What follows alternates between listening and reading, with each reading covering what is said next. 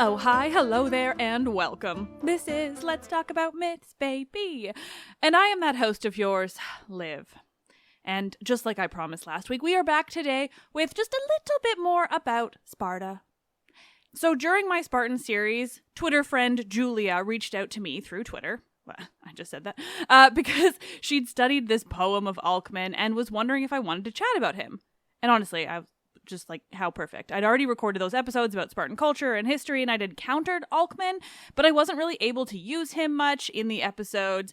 Still, he's just like a great source for Sparta because he is like kind of our only Spartan source. It's just that he wrote lyric poetry, which is considerably less useful for the purposes that I had for this series. But it does provide like so much insight into the culture and tradition of when it was performed. Enter Julia Perroni. Julia is the host of the podcast Classically Trained, and she studies primarily theater and Homeric texts. Love it. But fortunately also had a whole ton of knowledge to share about this particular poem of Alcman. This was a seriously fascinating and fun conversation that eventually just devolved into us talking about ancient sourcing and tragedy and lost texts. And oh my god, it might not have all been directly about Alcman, but it was interesting. Because I mean, it's the ancient world and every tiny thing about it is fascinating and I could talk about it forever. Fortunately, that's what this conversation is for, so sit back and enjoy a bit more about Sparta, and particularly a bit more about Spartans as just a lovely Greek city-state that had lovely and wholesome traditions, rather than the militaristic weirdos that they're made out to be. The Sparta of Alcman is a lovely, song and dance-filled Sparta.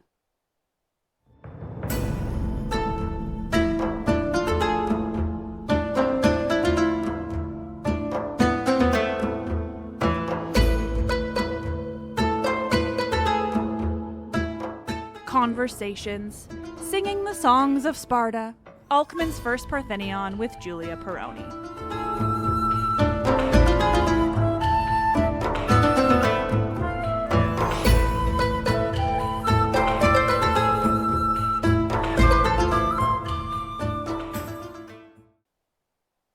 I'll just jump right into this, is that we are talking because of Sparta, which is so great. I was so glad to get your message of like more Spartan content, essentially, which is so exciting. But why don't you tell us kind of like why you reached out, like what the deal is with, is it pronounced Alcman? And by that, I mean pronounced in English, quote unquote, whatever you want to say. Yeah, as usual, Greek pronunciation is fake. Yeah. I say Alcman. I think that's fine. So I am not a person who knows a lot about Sparta as like a general policy in terms of my scholarship. I'm like a Homer person and an Athenian tragedy person. But I mean, those are all the things I love in this world. I respect that. Oh yeah.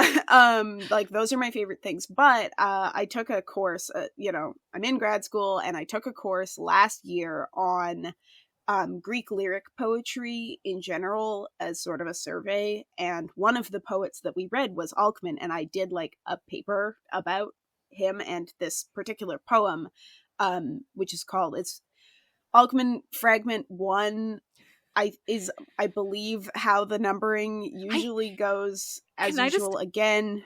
Yeah. Everything's fake, right? I just want to use this as an opportunity to express my annoyance with fragmentary numbering. And like, I understand where it's like that, but the number of times that I have been like, I would like to find another translation of this fragment of Sappho. And then the numbering is like not standard across all of the translations. And I'm like, how am I supposed to know what poem is what if I can find the Greek and then like 4 different English translations, but the numbering isn't the same. Yeah. And like, fragmentary numbering is really bad. And so Alcman, this fortunately or unfortunately, we don't have very much Alcman. So if you're talking about Alcman, you're probably talking about Fragment 1, which is also known as either the first Partheneion or Alcman's Partheneion sometimes, and also sometimes known as the Louvre Partheneion, I assume because the fragment is at the Louvre in Of course. France. We love to name That- things after the colonial placement of where they are and not where they come from. Yep, love that. Favorite Venus thing. and Milo, anyone? Yep. But yes, so I tend to think of this as the first Partheneion, which is so called because it is a thing written for Parthenoi, the young women. It's a poem that is composed for a chorus of young women, which is actually kind of unusual. We have quite a lot of choral poetry in Greek lyric and in Greek drama and stuff like that, but most choruses, for those who are familiar with tragedy, you'll know, for example, that all of the actors and also all of the chorus members in Greek tragedy are men. And also that, like, in Athens, there were choral poetry competitions and like stuff like that also. But those were mostly also choruses of men. There were some choruses of women. Choruses of women are not unheard of, certainly, but they're less common. And we also really don't have as many bits of poetry that were composed for a chorus of women as we do for choruses of men. So, unsurprising. Welcome to ancient Greece. Yeah. We're about men here. We're about men here. That is the official tagline of ancient Greece. But this poem is about women. Amazing. Or at least the bit of it that we have is all about women. It's a great poem. I mean, it is very fragmentary. I think we have about 50-ish lines intact, which seems like it might be maybe about half of the full length. So almost the entire first, what we think is maybe the first half. I'm not 100% sure of the like papyrus situation or whatever, like where like the manuscript. Right. I love what that. I know That's is fascinating in itself. The idea that we don't know if it's the first half or we don't like. That's so interesting. Yeah, I mean, we know that what we have is not the beginning because like there's fragmentary bits of the beginning. Right. Okay. But we're not sure how close to the beginning the fragmentary bits from the start that we have actually extend, or if there's even more from before, even earlier in the poem than that. Right. Like, how many lines there might be completely missing from the beginning, we don't know. What we do have is, and I'm looking at my text as we go to double check my memory here. We have up to what is numbered up to line 100 of the poem. The meaningfully intact stuff starts around line 35. So, yeah, we have like a little over half of the lines that we can suppose to know something about. I love that. Sorry, it's just like the way you have to try to phrase these things because of how fragmentary and questionable it is like, does this make any sense? Like, kinda, if you bend over backwards. And I just respect that. Yeah, and yeah, so this poem was composed by a poet named Alcman, who was, as far as we know, Spartan. Even yet more uncertainty. Most people think that he was that he certainly, at least he lived in Sparta and worked in Sparta, and he wrote in the dialect of Sparta, which I'm going to confidently say is Doric, and if I'm wrong about that, I'm sorry. I would assume it's Doric because of their whole Dorian everything, but I also don't know more than that, so we'll go with it. There's probably some subdialect that I don't know about, and that's fine. He was a prominent lyric poet. He was kind of the first of what the Alexandrians referred to as the 9 lyric poets, the like 9 great lyric poets, who also include like Sappho and, there's a bunch of people from the Archaic period. Alcman is, as far as we know, the earliest. He seems to have been working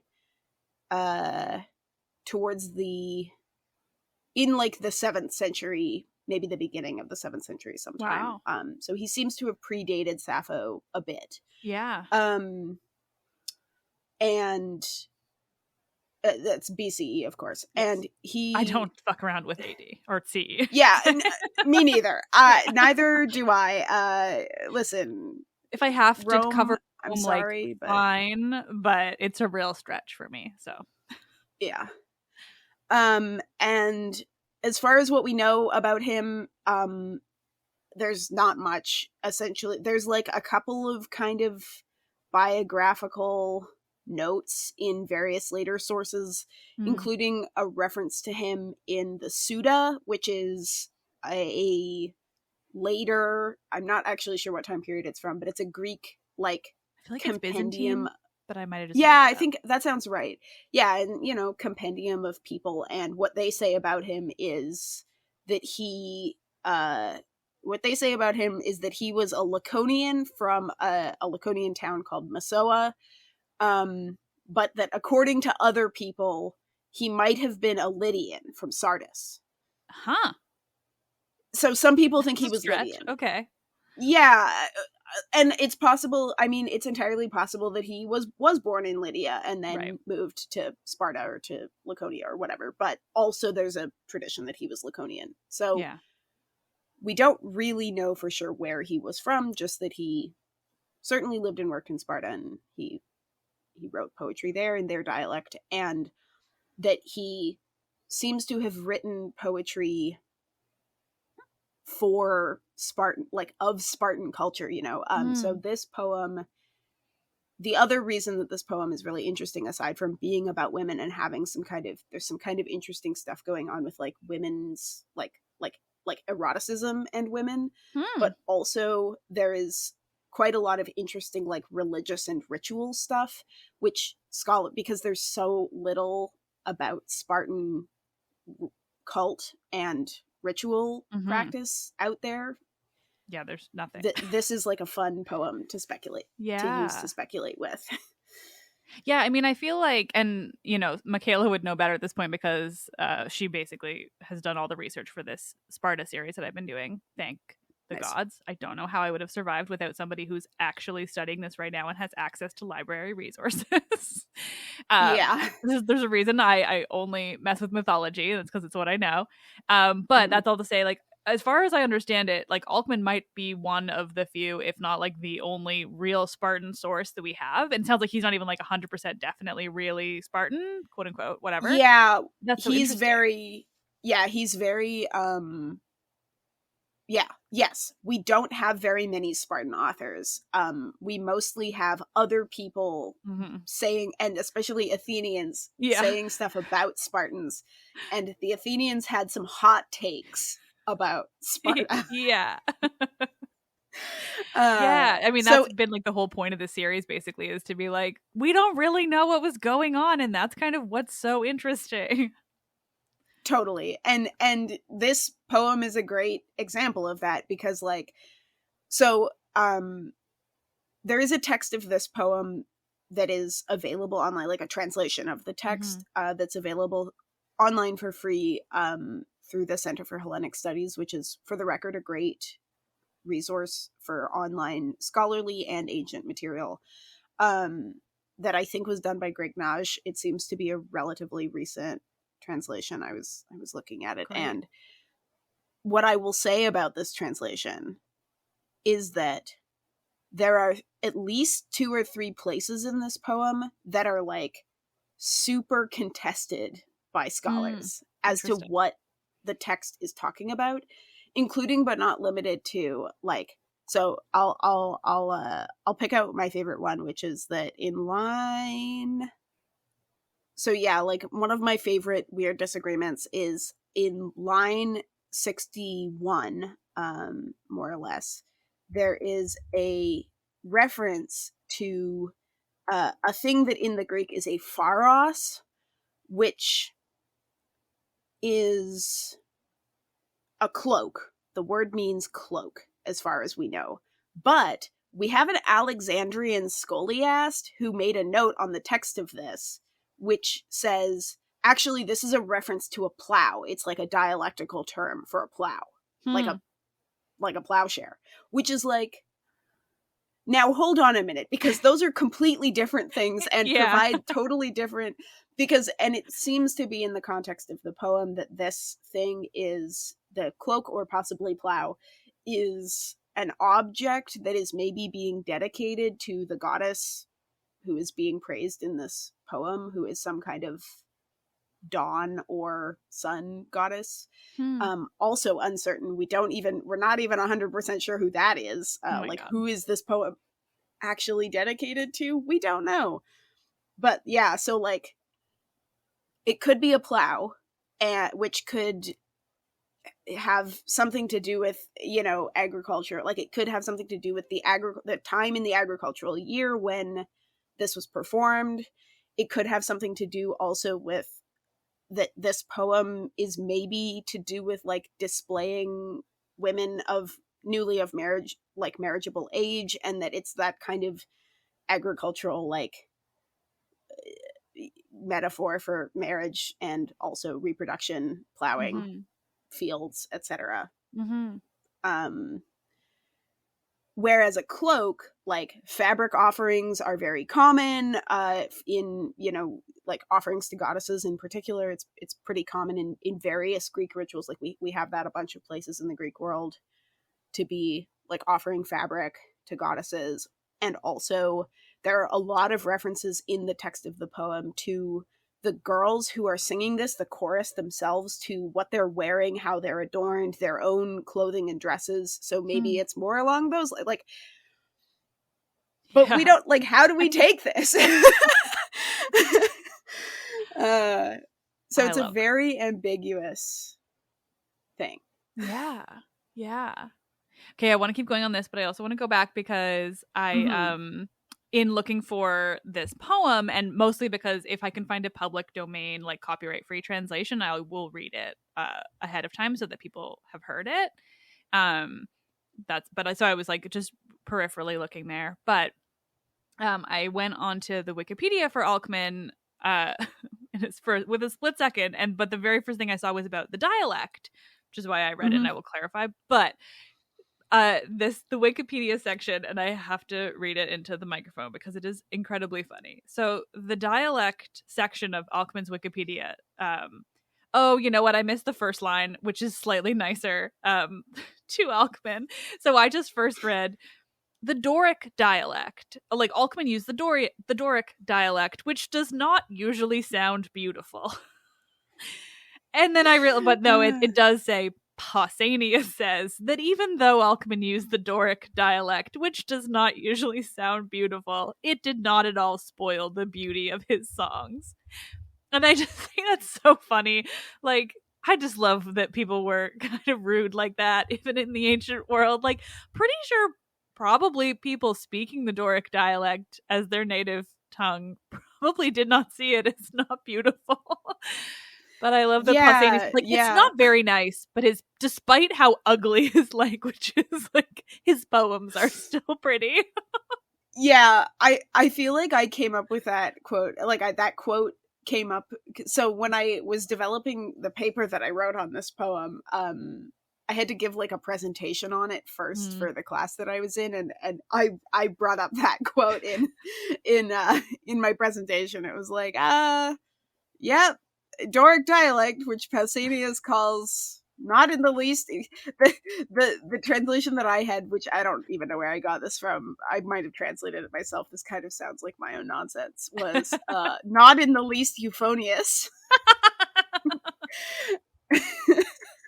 And yeah, like he really, but apparently, even according to Pausanias, Alcman did decently well. Yeah, it was still nice. I just love it because with the way I read it, because I was trying to read it like peripherally, was like as if the person on Wikipedia was saying that, as if that was their opinion, because I didn't read the Pausanias bit, and then I clicked on the citation, and that's when it said Pausanias, and so I was like, oh, okay, well that makes sense. But first thinking that it did not clarify that in the actual like entry, and I just think that is just so much funnier, is the idea that like someone in Wikipedia was just like, Doric is like kind of ugly, but like at least Alcman's poetry was still nice.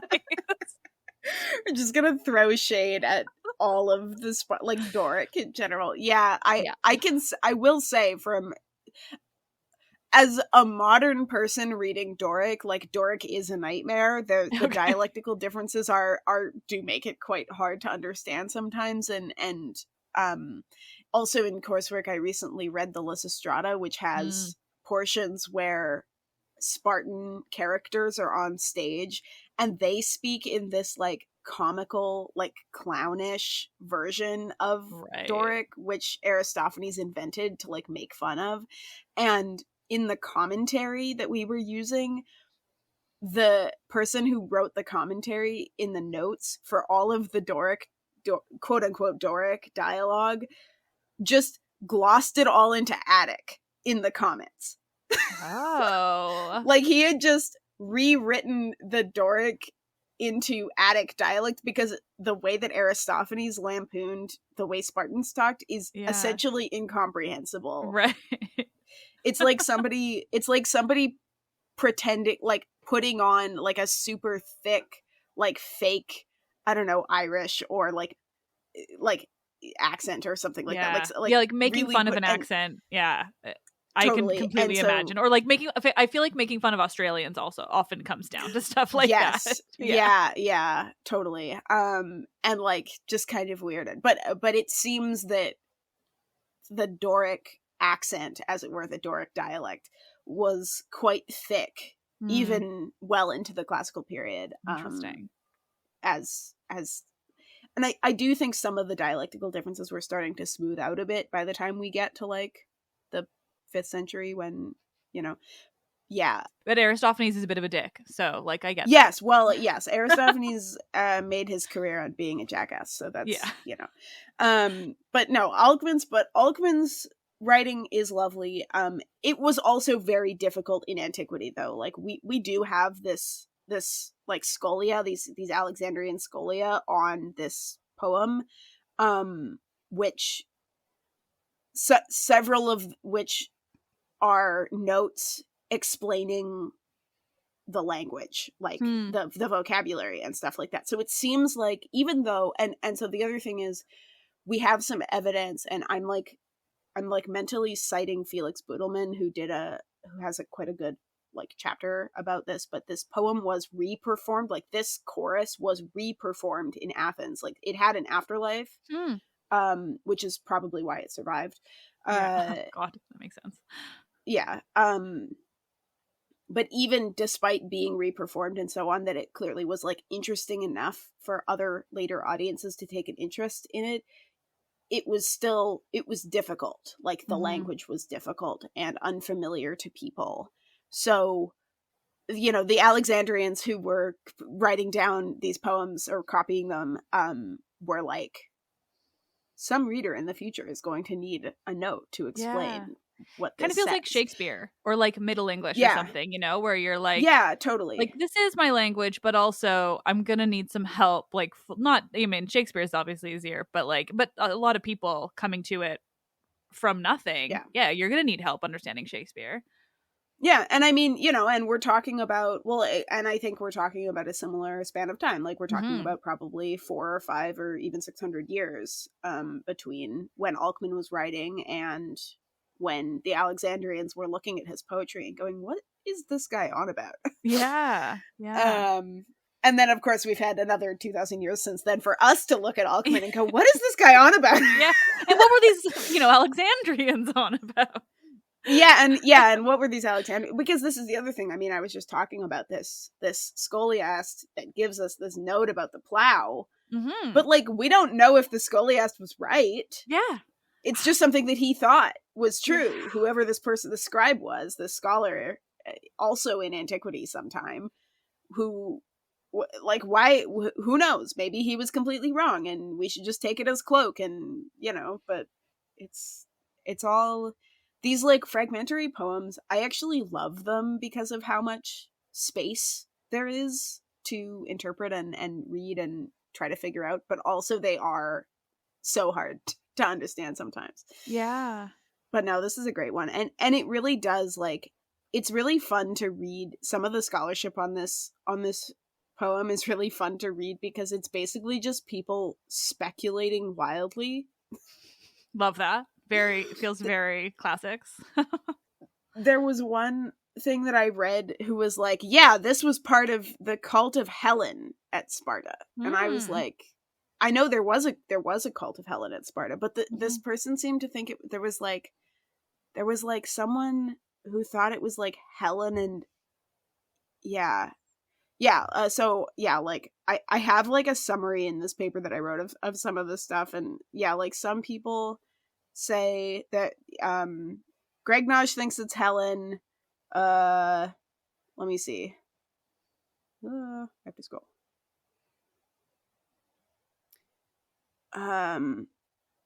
There's a few people who argue that the goddess that the poem is dedicated to, who she's named Autis, Alpha Omega, Tau, Iota Sigma, like it's kind of Autis, and then possibly Orthria, which people debate whether that one's actually a noun or if it's an adjective, which is lovely. So fun to not even be able to tell what a word is. But some people think that might be a reference to Artemis Orthia rather than Orthria, who has an attested cult at Sparta. Greg Naj thinks it's Helen. And then there's a really great, if anybody listening has institutional access to scholarly stuff and is interested in this, a guy named Alexander Dale wrote an article called Topics in Alcman's Partheneion, which summarizes a lot of the views on a few different aspects of this, including a bunch of the who is this poem dedicated to, and it seems like the only thing anybody can agree on is that it's something to do with the dawn. Fascinating. But is it ever the idea being that it's like Eos or something, or it's just something to do with the dawn but not Eos? it doesn't seem to be it doesn't seem to be Eos. It seems to be some other goddess who is affiliated with the dawn, unless Autis is a Doric name for Eos, which is possible. Yeah. But we don't have any attestation of a specific cult of Eos at Sparta. So probably it's probably dawn imagery being associated with the cult of some other possibly more major goddess. Yeah, that makes sense. Yeah. I think the reason people like the Artemis Orthia thing is because the other thing that's going on a lot in this poem is female rites of passage and female coming of age type of seeming stuff that it seems like this poem convincingly, people argue, and I kind of agree with this, that this poem seems to be for a chorus that would be performing in a context where it's girls who have recently come of age to be married, and they are singing and dancing, and they're all adorned and dressed up, and they're displaying their beauty as kind of part of a public ritual, as a coming of age thing, which may have been parallel to a boy's coming of age thing. Right, okay. And that stuff was involved with the cult of Artemis at Sparta. So there's a little bit of an attested link, sort of. Yeah. This one's a little out of my wheelhouse. No, fair. I mean, to me, it sounds like that could also be pretty well connected to Helen, though, too.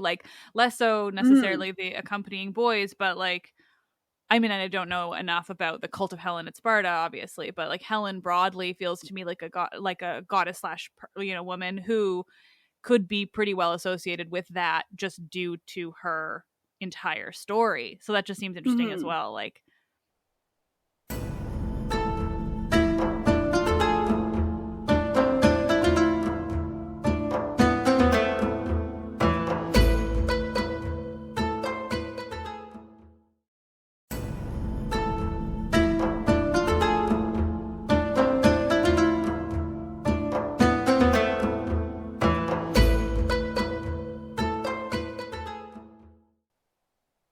Yeah, now I'm sort of fascinated by the two possibilities, because Artemis certainly that makes equal sense. What is the epithet in that case? Like the Artemis, is it the Orthria or Orthea, whichever way? Her epithet is Orthea. Okay. The word in the poem is Orthria, though. Right.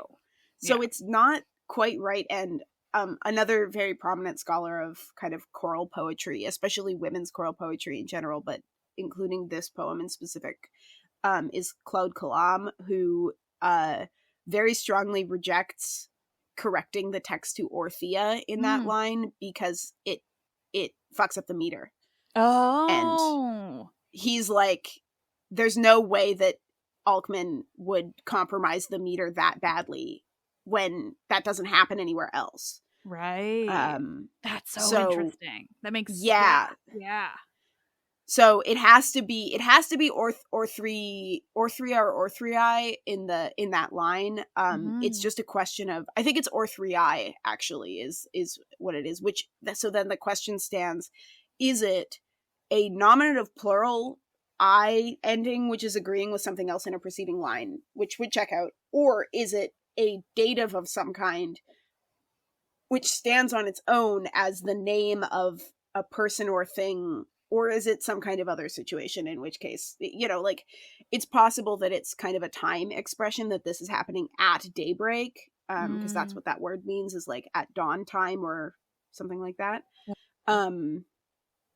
It's very, like, and it's one of these things where grammatically, depending on how you choose to take it, I think in that, let me just see, so I think like, again, going back to this translation that I'm looking at by Naj, he takes it as Orthrii, dative singular for the dawn goddess, as like a name in its own right. But other people take it as either at daybreak, and still other people take it as like the dawn time Pleiades, agreeing with, there's a reference to the Pleiades 2 lines above. And some people take it as agreeing grammatically with them. I don't know. Like, yeah, there's so many welcome options. to philology. I still I don't know ancient Greek. So I'm fascinated by this, but I mean, it makes me both want to learn it and also not.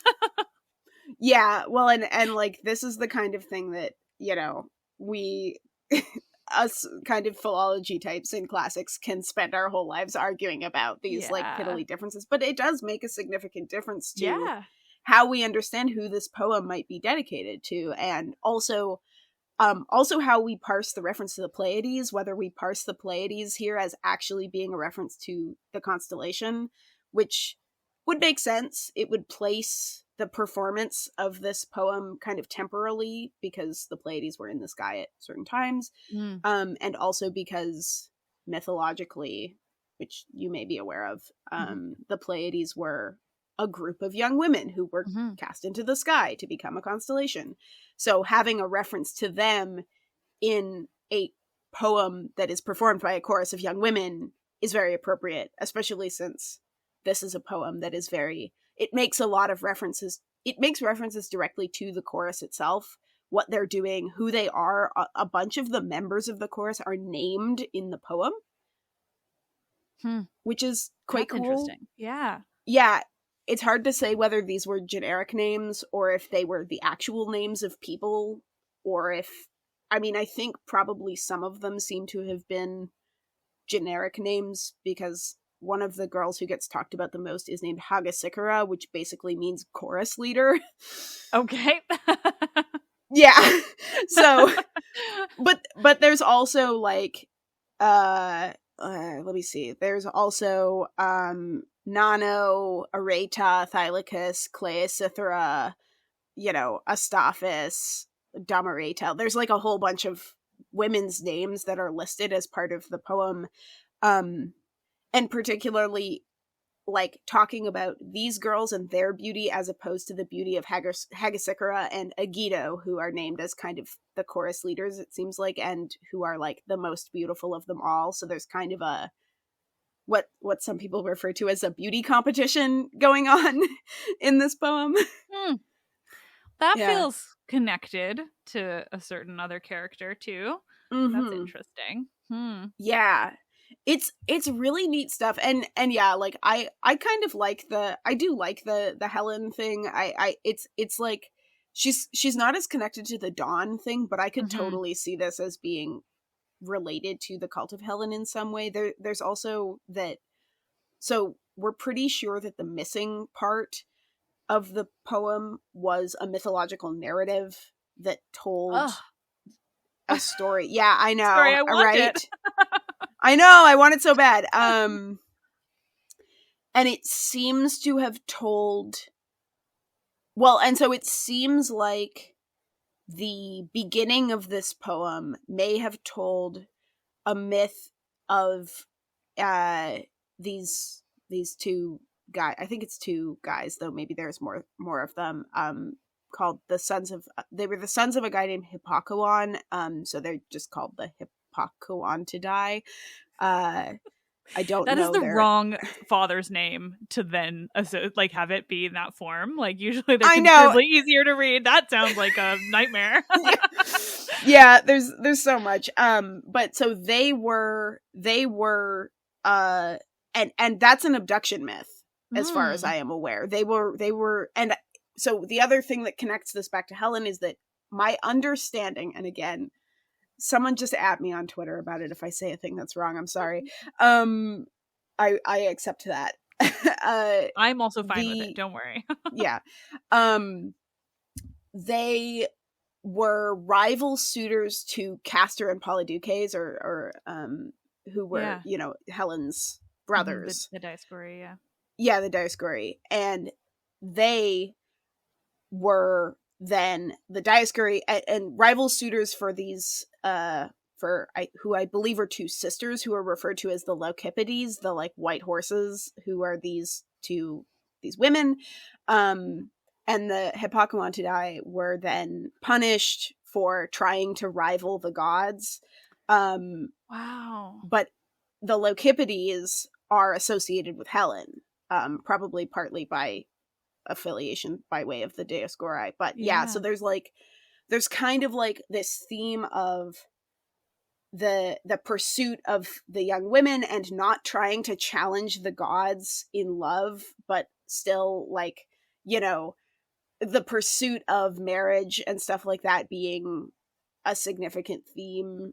And then this transition into the part of the poem that we do have where it's these women who are showing off their beauty and they're like making an offering to the goddess, but then they're talking about how, their beauty and they're competing in their beauty to try to win fame. And there's some stuff that can be sometimes translated in a kind of like homoerotic context of like, because it's the female chorus singing their admiration for the beauty of these other girls and how overcome they are by like Hagasichora and stuff like that. And it's like, yeah, girls.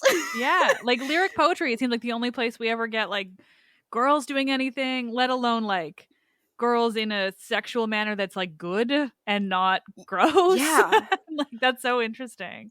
Well, and girls expressing this like aesthetic but also erotic appreciation for each other and each other's beauty and talking about like their own and like there's a reference to a woman, to these girls from the house of so and so that seems like maybe she's like a trainer or a purveyor of erotic charms, as the way one person refers to her. It's like there's like clearly like a whole world of female beauty and like girls readying themselves to and like coming out into public to present themselves in a way that is meant to be attractive to potential suitors that is going on here, that we just like we have so little access to it. And it's also so Spartan. Like in Athens, this is like not the thing. Yeah, that's great. I love that. I mean, the interesting thing about Sparta, even though we're lacking in like a lot of clarification on it, is like the role of women, right? And like the level of freedom that they might have had, particularly in comparison to the Athenians. And so, I mean, this feels like a lot of it. And that's so wonderful. I'm glad I'm talking to you before I have to write an episode on Spartan women. So that's great. This episode will come out after it, but I'm talking to you before and it's perfect. Yeah. Well, and it's an interesting one because, yeah, like it does seem like women were like, I'll say, I think it is a general misconception that women were invisible in Athenian life. Certainly the cultural kind of ideal, the social ideal in Athens was that women were, like, neither seen nor heard, as it were, because, you know, no reputation was better than any reputation, even a good reputation. Right. You know, you did not want to be talked about in public. It was kind of bad. But, like, there's no way that women never went out. Yeah. Even in that, like, there's just no way. Women surely saw each other and were seen on the street all the time. But in Athenian kind of cultural and in cultural products that we have from Athens, all their texts and stuff like that, they're very, like, no, women are in the house. Women have to be in the house. Whereas it seems like at least the perception of Sparta was that women were out more doing stuff. And that these kinds of things, these dynamics of, you know, the display of female beauty as part of a coming of age thing was, like, potentially, again, like, big asterisk on anything that I say about this poem. We're like 5 weeks into my Spartan episode. They know there's a big asterisk on, like, did I say Spartan series? Whatever. There's a big old asterisk on everything. Is like, we're guessing with Sparta. Yeah, but like it seems to be the case that at least some of the time, women could have public lives and public personae in a way that was just not possible as much in Athens without being, like, a particular kind of woman in Athens. Which is to say either a priestess or a sex worker. Like 90% of the time was how you got to exist in public and have a name and a reputation as a woman, was either having some kind of big religious thing going on or to just, like, be a hetaira. But that's, like, a whole other a whole other can of worms. Speaking of papers that I wrote where I started doing the research and was like, oh wow, scholars do not agree about this at all. On, like, hetera generally? Yeah. I feel like that's something I've learned just, like, peripherally in a really fascinating way. No, so people really, really do, like, and this is the thing, is, like, scholarship disagrees, and I think one of the things is, like, particularly in the last couple of decades, as first of all, people have gotten more interested in the lives and deeds of women in antiquity, sort of in their own right, but also just as ways of thinking about gender and women in the world have gotten more sophisticated in scholarship because of, you know, feminism and feminist theory and stuff like that, and just, like, also more women in just women academia. Existing. Like, it has gotten a lot better, and the scholarship just keeps getting more interesting. And also, like, you know, this poem, I was drawn to it not even particularly by way of the gender aspect or the like eroticism aspect, which is unusual for me because that's normally my whole bag. But respect that. But because this is a really interesting poem in terms of, like, performance and theatricality, which is also a thing that has sprung up, I think, in classics a bit in the last. I mean, it's always kind of been there, but you know. Yeah. I mean, God, I still have so many questions. Well, just I want to hear more about this poem broadly. But also, one thing I wanted to ask earlier is, so the actual epithet of Artemis, what does that mean versus the dawn thing? I have to... Okay, hold on. I have to... Yeah, sorry, also, if that's going to be a tricky question. It looks like it's one of these... I think it's similar to where we get, like, orthos, like, straight up or aligned, though it can be taken variously. It seems like there's some... I'm just, like, looking at Perseus. Shout out to Perseus for glossing things for me. It seems like there's definitely Greek, so. Yeah. No, so it seems like there's a lot of the translations for that particular Orthia fall along the lines of like in line or like straight as in straight up and down or whatever. Though there's also totally, and it does seem like there's also some kind of potentially some implication of like high pitched when applied to voices. In this case, Artemis Orthia. So the reason that her cult in particular is the one that people are like, ooh, maybe it's this, is because she presided over this particular Artemis, presided over a coming of age ritual for boys in Sparta. And Artemis did that. Interesting. Yes. And specifically, it's kind of, my understanding is that this is the kind of brutal one where they like beat them at the altar. They like beat these children at her altar. Right. Sparta's cool. Yeah.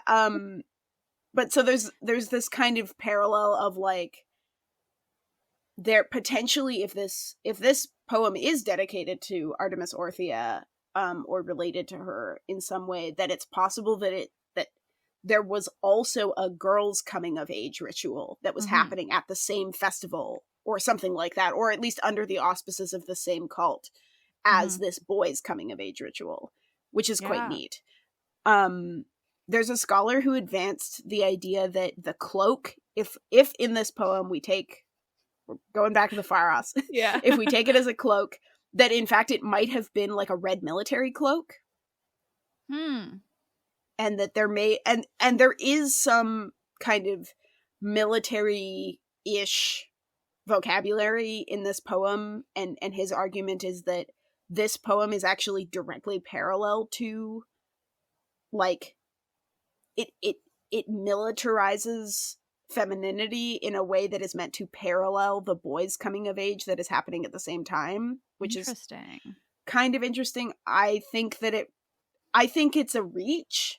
Yeah. I understand the interpretation. I think that it's a reach, and it envisions, like, the argument that I made in my paper about this was that scholars who talk about interpretation of this poem often do so by way of assuming a very particular kind of performance or performance context or like aspects of the performance, without necessarily acknowledging that what they're doing is imagining a certain kind of performance. And but because so many aspects of how the poem was performed are embedded in the text, the number of girls in the chorus, their gestures to the chorus leader, even there's some like suggestion of what their movements might have been, the having the offering either present kind of on stage as it were, or possibly even in their hands if it was fabric.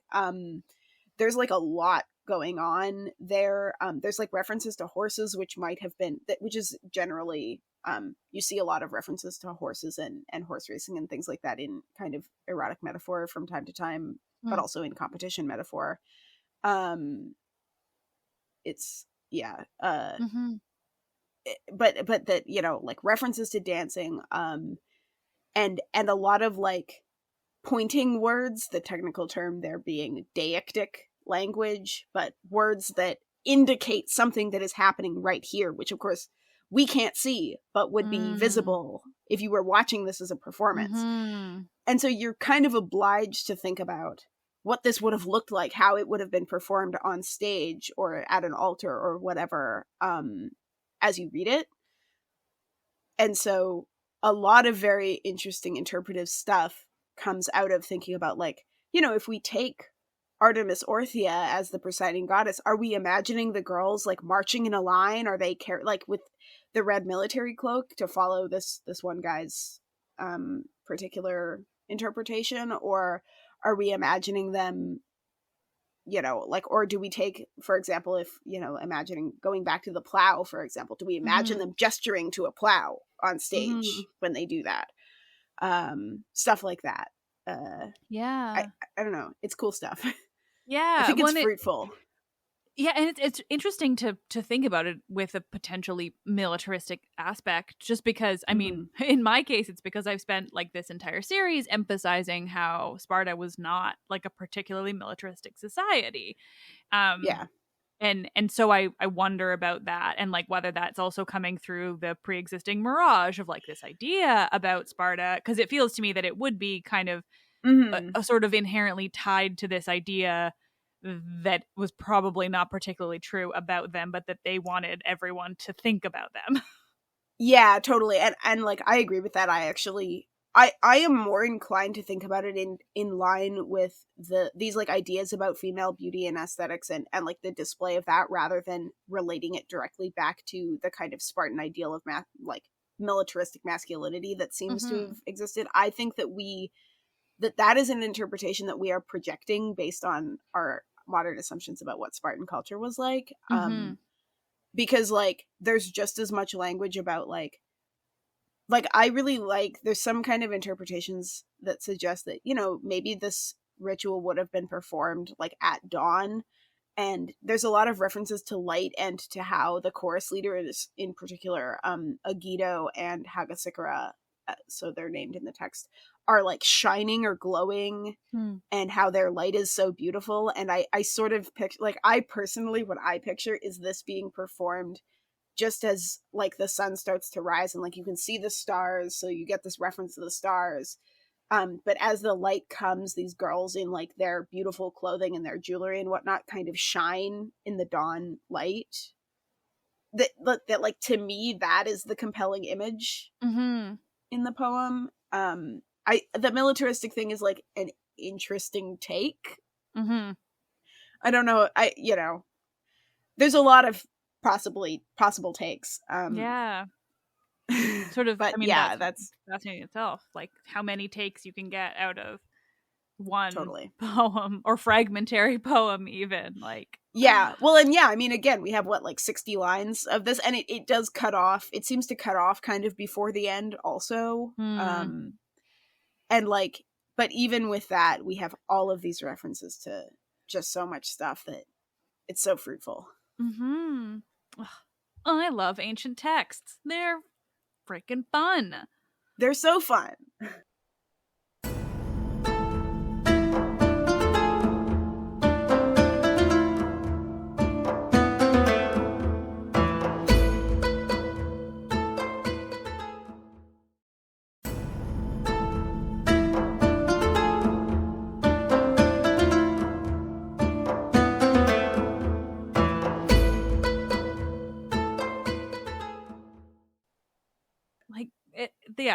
It's just endless. And I mean, the thing that's become like just a running theme on my podcast over the past couple of years, the deeper I get into like both talking to people like you and academics broadly, and then also just generally how deep I've gotten into like really nitty gritty ancient sources.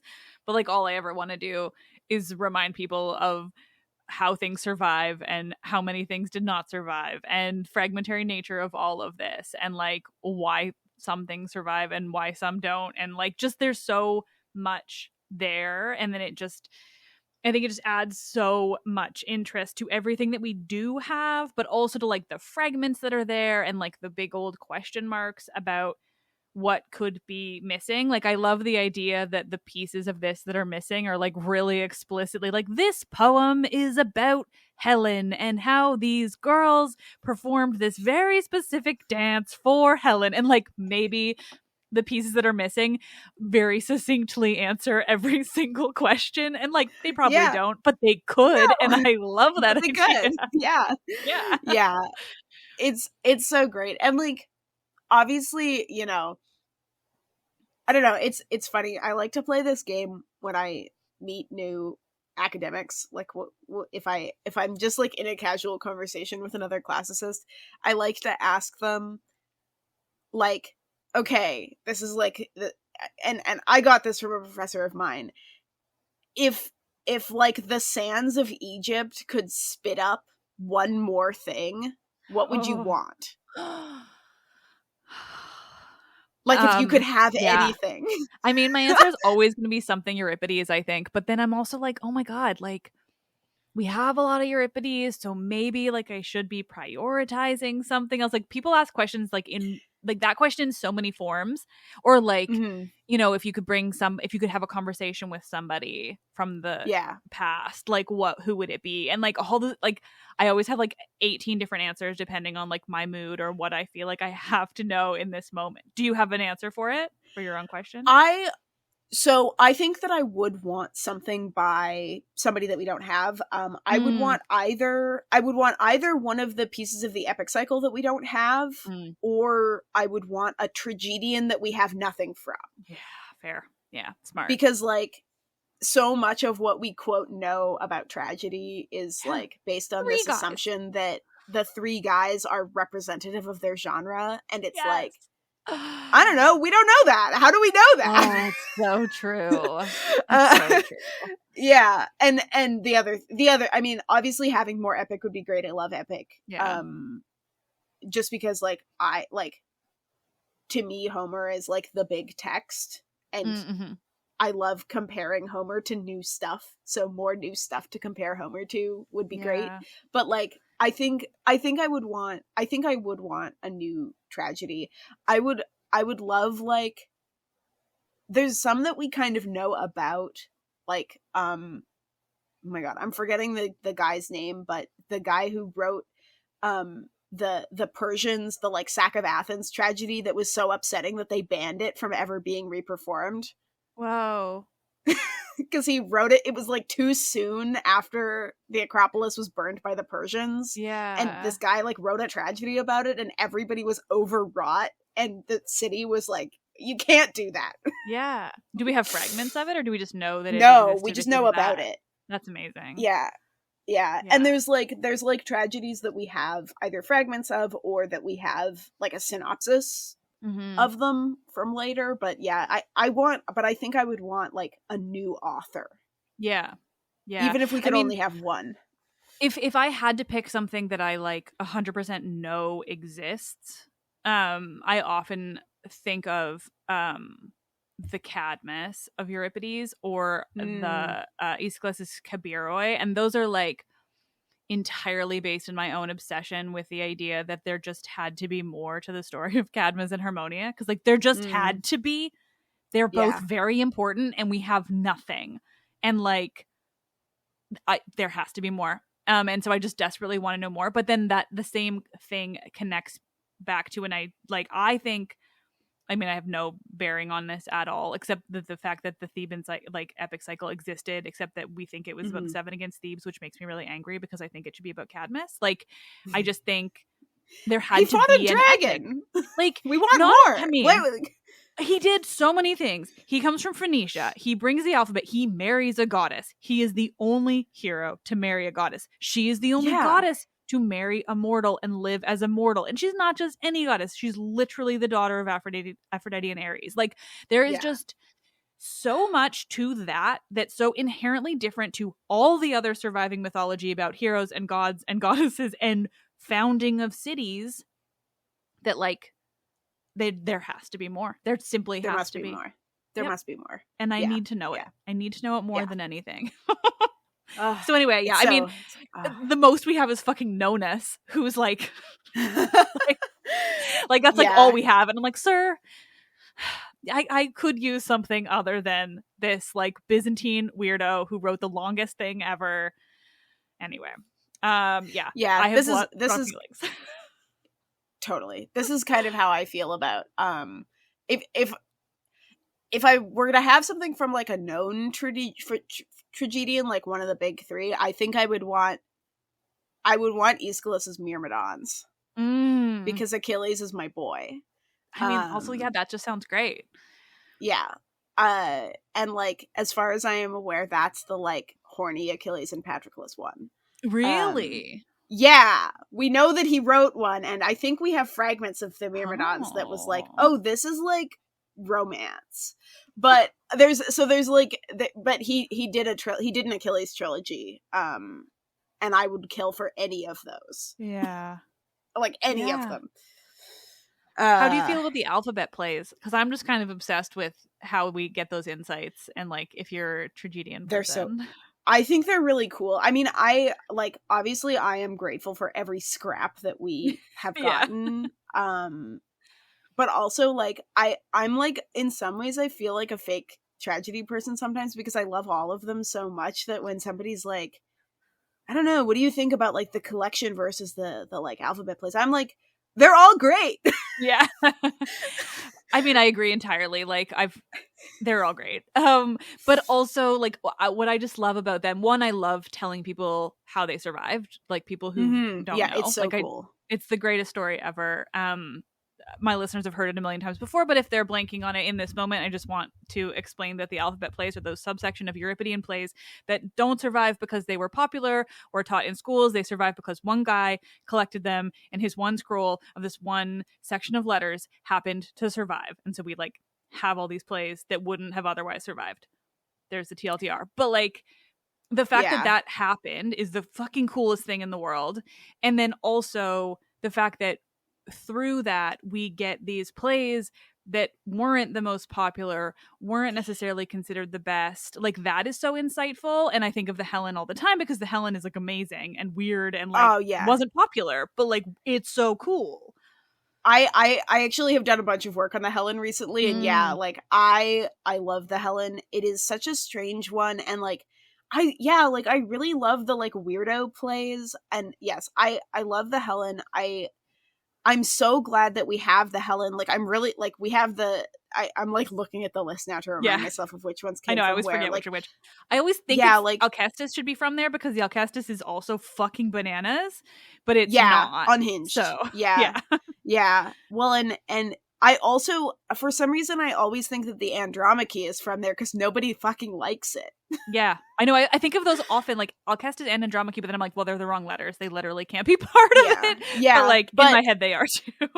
Yes, I actually love the Andromache, but yeah, it's like not very popular. But yeah, like the Helen, like Ion, both of the Iphigenia plays, like where would we be without? Is it both of them? Yeah, I think so. It looks like. I thought it was one of them, but I couldn't imagine which. I feel like no. I feel like if either of them were going to be ones that we had, it would probably have been Alice, because that's like the one that seems to have been the one that was popular and people like knew about. It's also the more well-known story. It is. Yeah, the Taurian still came first, though, right? I think he wrote that one first. Yeah, that's so interesting. Yeah, and is it the Heraclidae is one of them too? I believe so. I feel like not the Hippolytus. Yes, not the Hippolytus. Okay, no. That's not a shock. The Hippolytus is great. No, I know. I'm more thinking of letter based, and I was like, I know there's no, they're. But yeah, like we really sure have some stuff that like I am so grateful that we have. Because like the like we have the Cyclops too from hello. My cat has done that like 8 times today, so yes. We have the Cyclops as well, which is so important because it's the only satyr play that we have. Right. I've still not read that. I need to like. It's very weird. Yeah, I mean, I love the weird. Like, it's funny because people often ask me, like, "Oh my god, you've been doing this for so long. Like, how do you have that much content?" And I'm like, the plays. Like, I've not even gotten through, like, not even close to. I mean, I don't even think I could say a quarter. Maybe a quarter of the plays I have covered. Maybe, like, because there's just so many, and they're all so weird, and there's so much to talk about. Yeah, and like comedies, I've only covered The Frogs and Lysistrata. Yeah, and like I need to go back and do Lysistrata again because I know so much more. What was that? I said those are kind of the heavy hitters. Yeah, exactly. Yeah, I'm going to do the Thesmophoria Zeusai soon, which I'm excited about. Yeah. But like I have really strong feelings about Aristophanes because of how he seems to have felt about Euripides, particularly from that play. So I'm kind of excited. Yeah, because I'm going to call bullshit. Because I'm really pro Euripides over here, but. Yes, I strongly agree. But yeah, it's very funny. I like Aristophanes really like what a guy. He had some takes. He had some hot takes. I just like I love I love the gaps. I love the gaps. I Mm-hmm. really like it's the thing that drew me to classics in the first place in a lot of ways. Being able to look at a thing and consider it in light of what's missing Mm. is just like a really engaging way to think about something Yeah. in my opinion. I think that's what And keeps me going. So I can see why that would draw you right in. Like the myths started me totally. because they're just weird and fun. But yeah, the thing that keeps me going after 5 years and leaves me just as interested as I ever was is exactly that, is like the missing pieces and the speculation. And Yeah.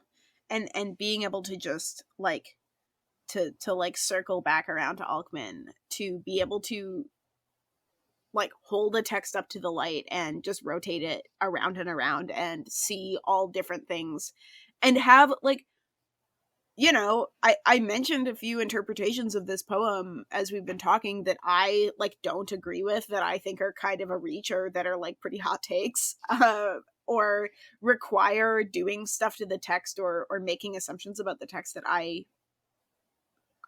don't think are necessary really. Mm-hmm. But there's still like valid interpretations in a lot of ways because there's so much to know, but also so much that we don't know that you can just, there's like a million ways to fill in a gap. I have a friend who's a physicist and this whole paradigm makes him insane because he's like, how can you not want to have an answer? And I'm like, I love not having an answer. Yeah. I love being able to invent 6 different answers and not feel particularly like any one of them is wrong, you know? The answer could be so disappointing, and then where would we be? Like it would be Exactly. It's much more interesting to have all these theories and speculations and these open-ended things. Yeah. No, I agree completely. Absolutely. Yeah. And it's like on the one hand, sometimes it's like, you know, I asked that question about like what would you want if the Egyptian sands could spit up one more thing? And there's always the danger of like, what if I ask for the thing that I want the most in the world and I get it and then it sucks? Yeah. Yeah. But that in itself is like great because so much of what's been preserved has been preserved because it was the stuff people really liked and it was the greatest stuff. But like, I want then we have more the of Helen. the garbage. Yeah. Like if the Helen is amongst the detritus of the ancient world, then I want more of that. Yeah. Well, and there are so many texts that like that aren't going to be interesting to everybody, but are surely going to be interesting to someone. That's one of the reasons that I like reading fragments and I like reading like lyric poetry is great for that because there's actually quite a lot of it, but so much of it is like short or fragmentary or weird that it's like hard to deal with. But a lot of it's really great and like interesting. And some of it's like horrible, but it's like horrible in an interesting way. And I don't know. I mean, horrible in an interesting way is like so much of ancient Greece. Truly. But like, yeah, in like the best way. Like, yeah, I mean, every once in a while, like it doesn't really happen that much anymore, but like it used to be a big critique I think people had when they started listening to me is that they would like listen to me, you know, quote unquote complain about like the worst parts of the ancient world and they'd just be like, why are you even doing this? You clearly don't like it. And I'm like, that's absolutely not true. Like you can love something and be so fascinated by it and want to know literally everything while still acknowledging that like lots of it was horrible. Like there's does not, you know, they're not contradictory. Totally. And yeah, it's like, I mean, yeah, I don't know. It's just all generally so fascinating. But what you're saying about lyric poetry broadly is that, I mean, I'm so thrilled that you asked about this Alcman poem because of how I do my show, really the only way that I can cover lyric poetry in any kind of comprehensive way is to have somebody on to talk about it, to share these points, to just like actually run through it in the way that you've done, because it's not a one person thing. I mean, like if I can find public domain translations of things, I will just read them on the show, and that can sometimes be helpful. But with lyric poetry, so often they're fragmentary or they require so much explanation, so many explanatory details because they're not often narrative, like, Mm-hmm. or if they are narrative, they go through like 18 different things and you still need to understand everything around it. So it's so hard for me as like a one person show to cover that. But when I have another Yeah. person, you get to like go through all of these things and ask questions, and you can explain all these different things that are so interesting. But it's harder to do by myself. So I don't know. That's all a Totally. fancy way of saying thank you for bringing up Alcman and talking about it. Yeah. When I saw that you were talking about Sparta, I was like, oh, something that I have a hot take on that is like, and like, I mean, I said this at the beginning, and I have said this, some variation of this, like, lyric poetry is not my immediate wheelhouse. This was something that I got to like do a research project on, but it's interesting because with something like this poem, and even kind of Alcman as an author in general, there's so little of it that it's actually not that hard. I to some extent I was able to become a bit of an expert on this poem and like the available interpretations and its text in like a semester's worth of work, because Yeah. unlike tragedy or Homer or something where, you know, I love those things because there's a million ways to read them, but there've been a million ways to read them forever, and people have been reading them forever, and so it's really hard to like to claim any kind of real expertise on Homer, I think, because like there's too much to know. And so well, I'm always like, too, yeah, like, especially totally. on Homer. Oh my god. Yeah. And like it's so much fun. Like there's always more to learn, which makes it a very gratifying research interest, but I'm also like, I don't know if I want to wade into this like in a public forum too much, because Yeah. I don't feel like I can claim any real expertise. I can only claim my own knowledge, which is surely incomplete. Whereas with this poem, I was kind of like, I saw you were talking about Sparta, and I was like, oh, I have this cool text that I read that was Spartan, and I feel like I know enough about it that I can talk about it pretty comprehensibly in an hour or 2 hours or whatever, and Yeah. give people a window into one of the few Spartan authors that we do have, and what a text like this can offer us in terms of a culture that is really mysterious. Yeah, I mean, he comes up in my episodes as like basically the only Spartan source that we have that's like actually generally from Sparta, but at the same time is not particularly helpful because of him just being a lyric poet. And so, but having you break down these little bits is so insightful into Sparta, and yeah, it's definitely the perfect way to like accompany all the other much more like it's hard to describe how my Sparta series has ended up, just purely because I came at it looking at it like in comparison to my Atlantis series from last year, which is like basically the intention being to explore like the quote unquote truth, being that we don't necessarily know, but here is what we try to understand, but also to like counteract the modern narrative that has been sort of taken up by the worst of the internet and the worst of like humanity broadly. And so I think having this poem to talk about as like sort of the final like extra almost episode of the Spartan series is like a lovely way to end it too, because it's a really heavy reminder that for all we think of them as like the movie 300 and these like militaristic weirdos, like they were mostly just like they were weirdos, but like in a really nice way where like they just did a lot of singing and dancing, and even women got to sing and dance. And how fun is that? Like they were weird compared to the rest of the Greek world, but like in a wholesome, once you ignore the helots way. Yeah, yeah. And I mean, this is the thing is like, we would also think that the Athenians were weirdos compared to everybody else if we didn't have as much as we do from them. Yeah, so, if it wasn't all so Athenocentric to begin with. Yeah. So we, you know, like, it is a shame that we have so little of Sparta, because I'm sure that people would be able to reckon with them on much more even footing if we had more sources. As it is, we have to do the best with what we have. But like, the Greeks were all weirdos, and like that is fine. That's why we love them, I think. Certainly why I do. Yeah. Yes, absolutely. And like cultural studies is fun because different cultures are weird and interesting, and they do things that are different from the way that we do them and from each other, and I don't know, that's just like, that's what makes it neat. If they were just like us, it would not be fun to study them. Certainly, I would not be here. No, me neither. Yeah. Well, that sounds like a perfect way to wrap it up, because this has been so much fun. Yes. Thank you so much. Why don't you tell my listeners about your podcast?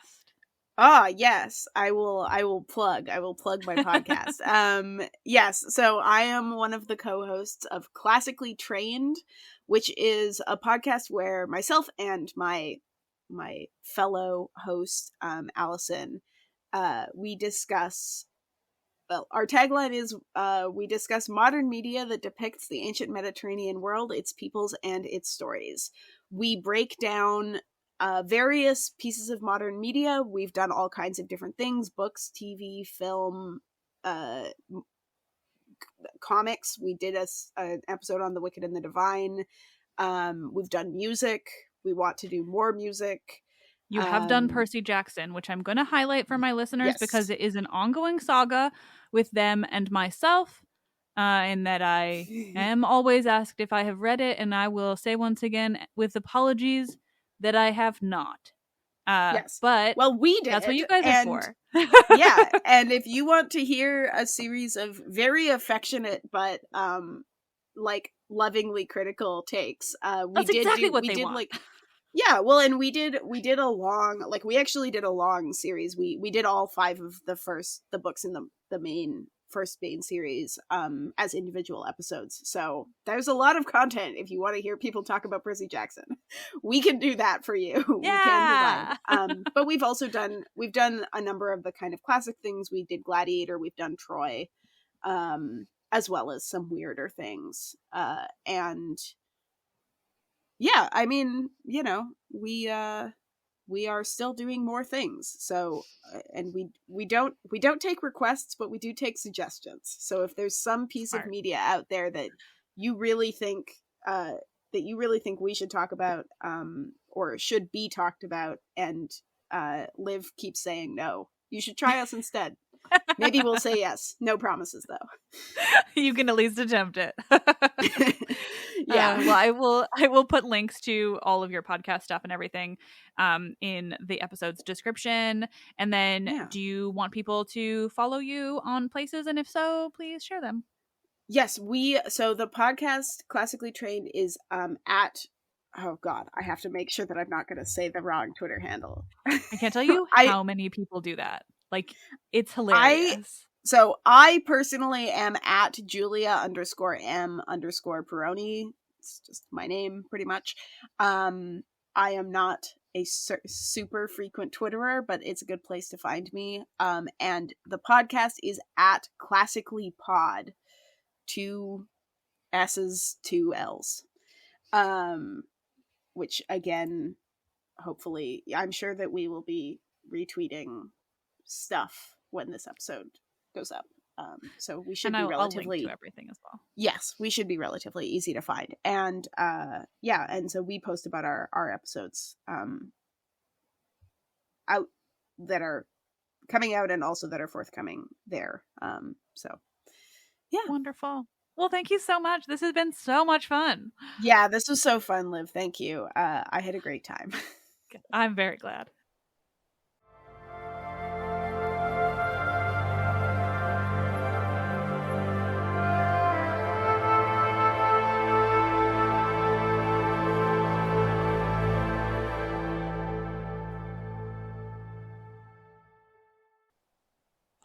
Nerds, as always, thank you so much for listening. I love these conversations just so damn much. I'm just in the process of scheduling in a whole new slew of recordings too. You're all going to love them. But also, if you are an expert in the field and you want to share your expertise on the show, please always feel free to fill out my potential guests form. It's on my website, mythsbaby.com/contact. I can't have everyone on, but if your topic fits well with the podcast, really, or just like the ancient Mediterranean broadly, and if you want to rant about it, chances are I will try to find a way to fit you in. And if you filled out my form a long time ago and you never heard from me, do feel free to fill it out again. I got a whole load of entries at the beginning and was never able to make everyone fit, even if I wanted to. And now, frankly, it's been so long that I kind of feel too awkward to still reach out to people because, social anxiety.